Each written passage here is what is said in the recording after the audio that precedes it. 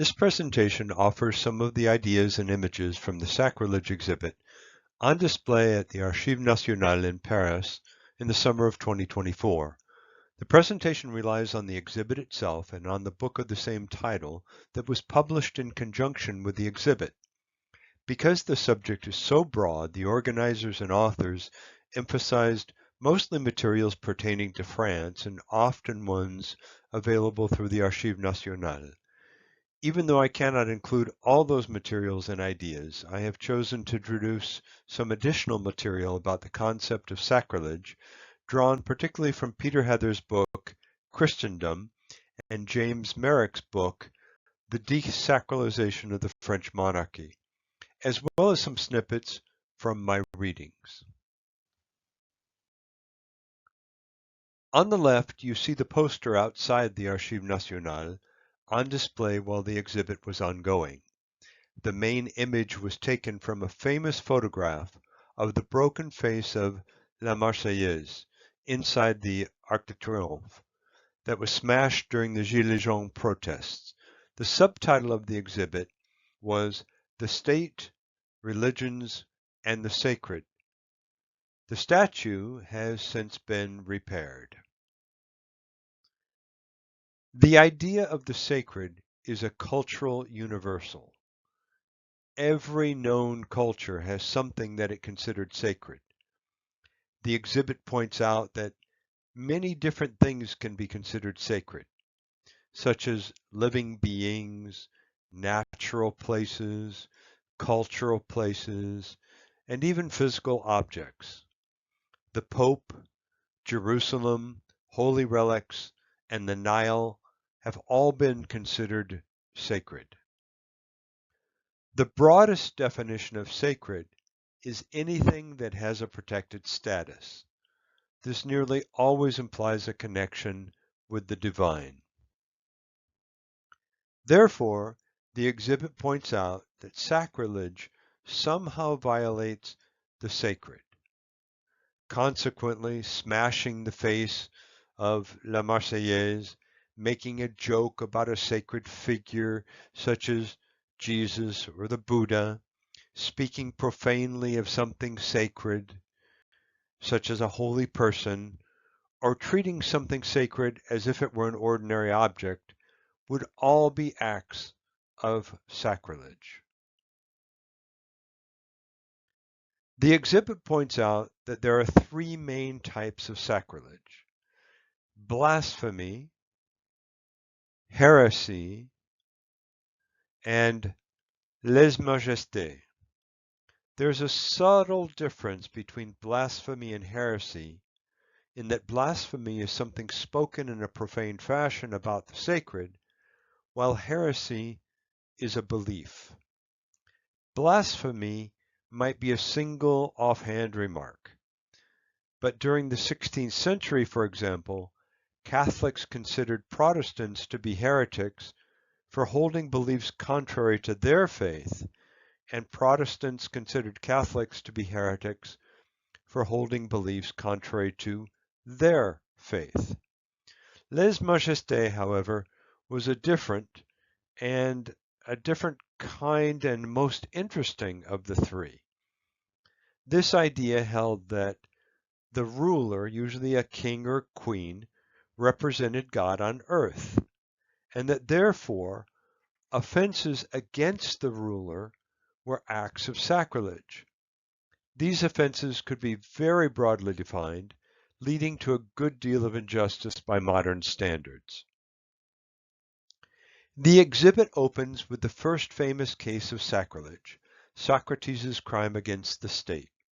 The book comments that Socrates was found guilty of, quote, crimes against civic solidarity and the collective prosperity, that he does not, quote, recognize the gods which the city recognizes, and that he is guilty of introducing new gods. The Old Testament is replete with warnings against sacrilege. For example, Leviticus 24 states that someone who blasphemes the name of the Lord shall be put to death. And Leviticus 10 says that when Nadab and Abihu committed a ritualistic error, God punished them with death.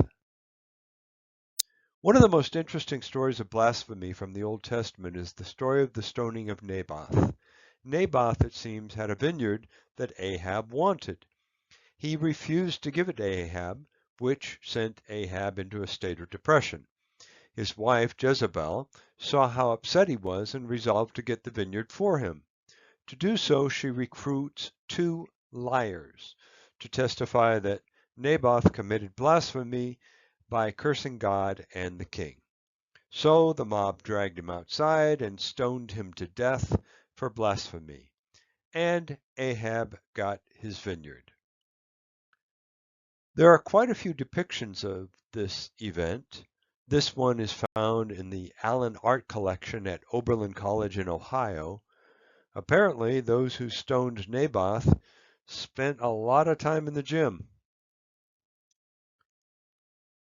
One of the points that the exhibit most strongly emphasizes is that when church and state support one another or become closely tied, the sacred becomes more important and punishments for its infractions become more consistent and more severe. In France, this manifests as a royal religion, with the king being God's representative on earth. As evidence of this early 14th century document condemning the Knights Templar for heresy is on display in the Archives Nationales. Many knights were burnt at the stake, and their order was completely eradicated within the space of just 7 years. Let me go back in time a little for some important background information to contextualize the importance of the union of church and state. Here I rely on Peter Heather's wonderful book, Christendom. Constantine was the first Roman emperor to convert to Christianity, thrusting Christianity into a place of supreme importance. Over time, belonging to Christianity gained importance, but so did the idea of correct belief.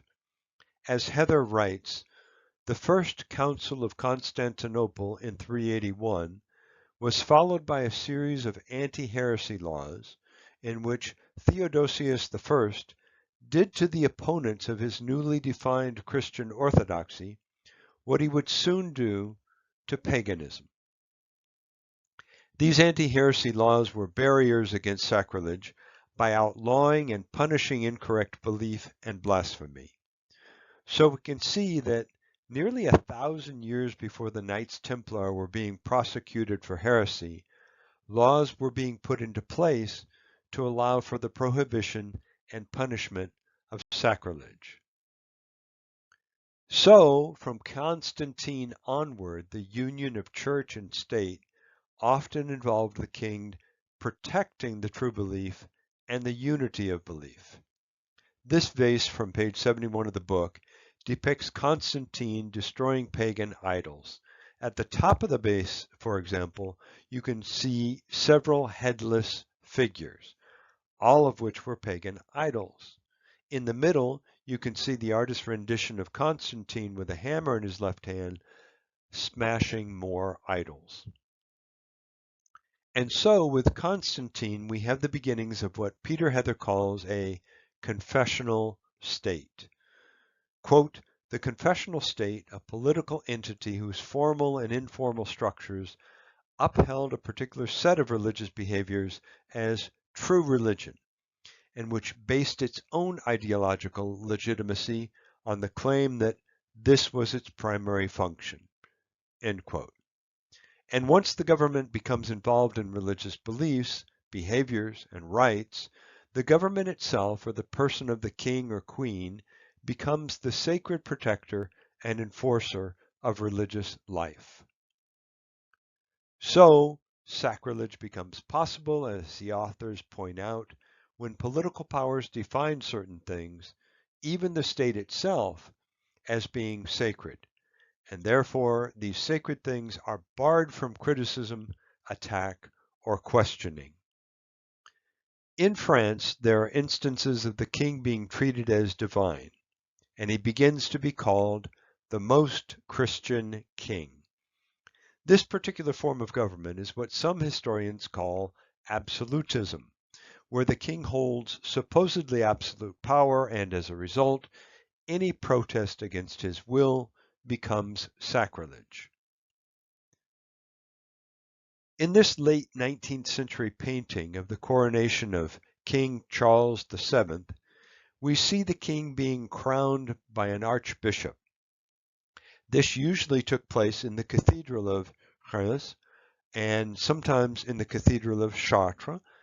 Here the confessional state becomes more clearly defined through ritual. And so, as we move to a more centralized state, whose authority is defined, powerful lords lose traditional rights of protest and can even be put to death for the crime of lèse-majesté, for any form of disobedience. The exhibit had some interesting items attesting to the most infamous case of lèse-majesté, in which Robert François Damiens attempted to assassinate King Louis XV. The attempt occupies a central place in France's history, so much so that an American historian wrote a book titled The Damiens Affair and the Unraveling of the Ancien Régime, 1750 to 1770. Damiens was interrogated, tortured, and eventually drawn and quartered in the most gruesome manner imaginable. In this drawing, you can see 4 horses pulling at his 4 limbs.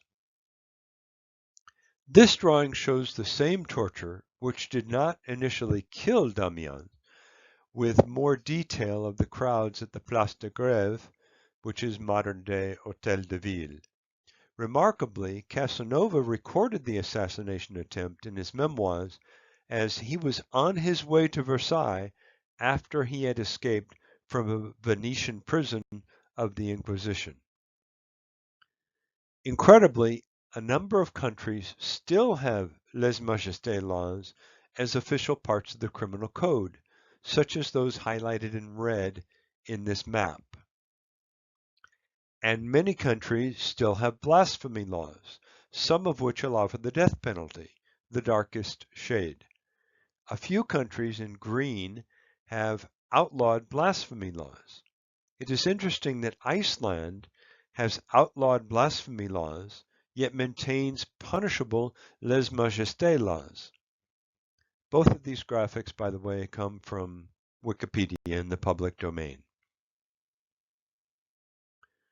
Now I'm going to back up a little in time. Part of the reason for these laws was the tremendous religious tension in France between Catholicism and Protestantism that manifested as the French Wars of Religion, which claimed millions of lives. In 1534, France was rocked by what has been called the Affair of the Placards. This document, on display at the Archives nationales, contained sacrilege against the Catholic Mass. On October 17th and 18th of 1534, the publication was posted in various cities around France and even on the king's door.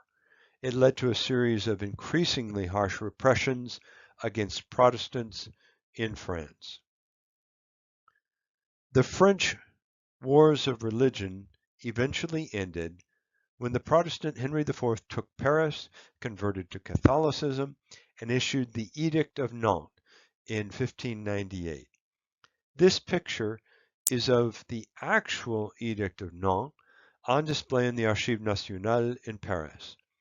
The Edict of Nantes guaranteed certain rights to Protestants that allowed them a certain degree of religious freedom, although by no means the same as what was granted to Catholics. Nonetheless, it symbolically ended the wars of religion. Henry IV was assassinated in 1610, opening the doors to leaders who thought more strongly than Henry did that religious unity was a sine qua non for civil peace. As the crown passed to Louis XIII and eventually to Louis XIV, people such as Bishop Bossuet shown here and in the exhibition, emphasized and fortified the king's sacred nature. Once again, it begins to be important to see the King of France as the most Catholic king and defender of the faith. And so, as the book points out, Louis XIV issues edicts that clearly point the way toward a belief in a royal power that is both divine and the defender of the divine. And under Louis XIV, this will manifest in the famous dictum, one faith, one law, one king. This could only mean one thing, that even the minimal tolerance granted French Protestants could not be tolerated. Thus we have the famous saying at the bottom of the slide, one faith, one law, one king. On October 18, 1685, Louis XIV formally revoked the Edict of Nantes. This, as I wrote in my book, Paris and the Birth of Public Knowledge, ended all rights that Henry IV had granted the Huguenots. French Protestants were from this moment forward the object of official royal persecution. Huguenot churches were ordered to be destroyed, all pastors were exiled, and even children were kidnapped from parents to convert them. End quote. Even those who tried to emigrate were punished severely. By 1686, Paris was purportedly cleansed of Protestantism. With Protestantism supposedly vanquished, one of the three flavors of sacrilege, heresy, was ended. But that only opened the door to the other two. This fascinating painting by Louis Cherron from page 74 of the book was painted around 1700, just 15 years after the revocation of the Edict of Nantes. It is called Allegory Concerning the Revocation of the Edict of Nantes. The authors point out that although it is a copy of an earlier Italian work, it came to be interpreted in terms of the French religious crisis. The man on the throne with the ears of an ass depicts Louis XIV. Various historical personages involved in enforcing this mandate are actively persecuting the Protestants. Notice that the Protestants who are leaving on the right are doing so with dignity, walking upright but nearly all naked, having been stripped of their possessions. They are protected by Mercury, the god of travel and commerce, who holds a staff in his left hand. Barely visible at Louis XIV's foot is a white frog, Bishop Bossuet. This painting is the ultimate sacrilege, portraying heresy in a positive light and insulting the king. Sacrilege therefore consists of attempts to insult, degrade, question, or unmask the sacred. Up until the start of the 18th century in France, most things that could be classified as sacrilege involved heresy. This emanated largely from the fundamental belief that unity of belief was essential for a stable society. Protestantism, for example, was the ultimate heresy. Any insult to the king's personage was likewise considered sacrilege. But as we move into the 18th century, a new sacrilege, which had been gathering force in the second half of the 17th century, appeared: philosophy. Throughout the 18th century, and most forcefully after 1740, Enlightenment ideas, commonly called philosophie, questioned some of France's most fundamental social, cultural, religious, and political ideas. Many authors questioned the monarchy's absolute power, privileges granted the nobility and the church, restrictions of human rights on various sectors of society, limitations on free speech, and many other traditional ideas. It would have been impossible to present even a fraction of the torrent of books, pamphlets, songs, and ideas that flooded the streets of Paris and of France, questioning traditional thought in the 18th century. However, one work has come to represent the culmination of this new way of thinking, and a new access to knowledge, l'encyclopédie. In many ways, efforts to bring to light injustice, spread knowledge more broadly, and question monarchical authority and religious truths came to a head in Denis Diderot's monumental encyclopedia, l'Encyclopédie. While not featured in the exhibit, it was a key moment in the history of sacrilege because so many articles therein questioned France's cultural, political, social, and intellectual traditions. In that way, the Museum of the Enlightenment in Langres, France, where Diderot was born, serves as a mini monument to sacrilege because many contemporary writers characterized Enlightenment philosophers as intentionally trying to destroy traditions, poison minds, and overthrow authority. This picture is from one of the rooms that holds a complete first edition of l'Encyclopédie and a timeline of events in its troubled history. This photo is a first edition of l'Encyclopédie. The plates displayed in front were an important part of spreading knowledge to more people. The authors aimed to reveal how things work, ranging from printing presses to the human body. The spread of knowledge, I believe, played an important role in allowing for more critical thinking and from there to questioning even sacred ideas and institutions. The role that the encyclopedia played in opening the doors to sacrilege is nicely expressed by James Merrick in his book, The Desacralization of the French Monarchy. He writes, quote, "The Royal Council suppressed the first two volumes of l'Encyclopédie, for example, on the grounds that they contained maxims tending to subvert royal authority, to promote the spirit of independence and revolt, and by means of obscure and ambiguous terms, to raise the foundations of error, moral corruption, and incredulity." Merrick's book is not particularly well known these days, but I consider it to be an extremely important work in understanding the process of sacrilege growing in France over the course of 2 centuries, ending in the French Revolution.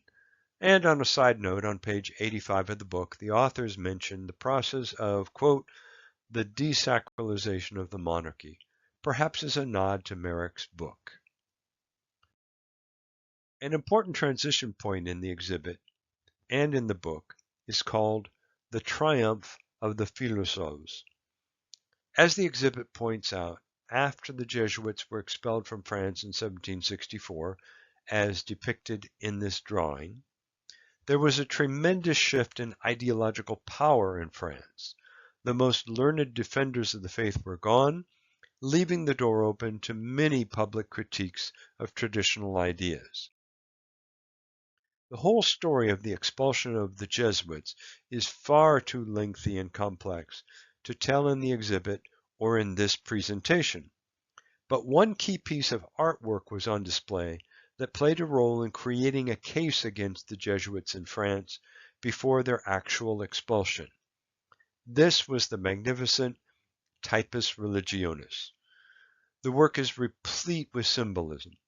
To help visitors understand some aspect of its symbolism, during the exhibit one could push different buttons to eliminate different parts of the artwork and learn the significance of that portion of the work. For example, this section from the lower right-hand corner shows a man in the center, right next to the ship, who is upside down, beard facing upward. The exhibit explains, around a boat loaded with heretics, pulling toward the main ship's stern, several people are drowning. One is painted with his head inversed, his hair falling down, and his beard up. The magistrates recognized a prince still beloved by the French, in this case Henry IV. The banner at the bottom reads, "Insulting Heretics." This painting was considered to be the work of the Jesuits. The symbolism was therefore an act of lèse majesté, by insulting a king of France by grouping him with heretics. This work of art represents a reading in Madame Geoffrin's salon of one of Voltaire's works. Voltaire's bust sits near the center. The scene represents a time in which sacrilege was, for the moment at least, becoming passé, as a larger portion of the public adopted enlightened ideals, such as toleration. In other words, publicly expressed ideas that formerly brought punishment were penalized far less frequently. Unfortunately, while it appeared that the French Revolution might follow the pattern set by the American Revolution regarding the formation of a constitution and a state whose laws sought to provide greater liberty and equality for more of its citizens, the revolution soon devolved into extreme partisanship, ideological warfare, violence, and even into what amounted to the sacralization of the state. Essentially, the revolution itself came to occupy a sacred place, and ideas and activities seen as counter-revolutionary brought punishment and often the guillotine. The authors make the important point, citing Tocqueville, that the French Revolution in certain ways ended up replacing one kind of sacrality with another, the sacredness of religion with the sacredness of the state. Tocqueville wrote, "By seeming to tend rather to the regeneration of the human race than to the reform of France alone, the revolution roused passions such as the most violent political revolutions had been incapable of awakening. It inspired proselytism and gave birth to propagandism, and hence assumed that quasi-religious character which so terrified those who saw it." And so the revolution first tried to sanctify the new source of power, the nation. The revolution thus created on July 23, 1789, a bizarre offense, the crime of lèse nation, on the model of the crime of divine and royal lèse majesté, consecrating the transfer of sovereignty of June-July 1789. This is a picture from inside the Conciergerie, a building along the banks of the Seine next to Sainte-Chapelle. This room, called the Room of Names, lists, quote, "the profiles of more than 4,000 prisoners who passed through the Conciergerie before being judged by the Revolutionary Court." At this point, the revolution itself had become king, and the crime of lèse révolution, if I may coin a term, was perhaps more serious than lèse majesté ever was. This painting from the nearby Carnavalet Museum, and pages 104 to 105 of the book, depicts the celebration of the Supreme Being. While somewhat difficult to see, the unanimously elected president of the convention, Robespierre, is burning a monster representing atheism. Nearby stand a statue of wisdom and a tree of liberty. Robespierre now assumes the role of, quote, "the grand priest of a new religion." Soon after, however, he too will be executed. These awkward attempts to sacralize temporal powers are represented in the 1801 obligatory prayer, "Lord, save the Republic, Lord, save the consuls," which, after 1804, becomes "Lord, save our Emperor Napoleon." This period witnesses attempts to re-establish a broken link between power and the sacred, and even to transfer the Church's sacrality to the state. After the fall of Napoleon and the restoration of the monarchy in France, there is a great deal of tension between laws establishing freedom of the press and attempts to maintain the link between the king and the divine. Nowhere is this tension better revealed than in the caricatures of the artist Charles Philippon, who relentlessly lampooned the government and its ministers and was tried in court for doing so. Philippon actually spent time in jail and paid hefty fines for his political cartoons. This cartoon depicts King Louis Philippe blowing soap bubbles, each bubble with a promise on it, such as freedom of the press, popular elections, and no more sinecures. It represents the ethereal nature of the promises, each one evaporating into thin air. Philippon was tried for this cartoon and defended himself by claiming that the drawing did not in fact look like Louis Philippe because the king actually looked like a pear. This exhibit has this drawing on display. Eventually, the drawing took on a life of its own as the pear became a symbol of royalty, of injustice, and of the disconnect between the government and the people. This symbol became so popular that the latest edition of the newspaper was sometimes called the latest pear. Censorship, of course, did not disappear in more recent times. This large placard of the 1965 film entitled The Nun, based on Denis Diderot's novel of that title, represents ongoing attempts to justify censorship in terms of sacrilege. As the book points out, the French Minister of Information said that the film would be banned, quote, if it harms the honor and reputation of French nuns. After considerable public debate and government intervention, the movie was finally showed in 1967 with the restriction that no one under the age of 18 be allowed to view it. I am going to end this presentation with my favorite display, the authentic relics of Saint Blaise. As you can see, one of his skulls is in Montpellier, a second in Orbello, one in Naples, and a fourth in Saint-Maxime, en Provence.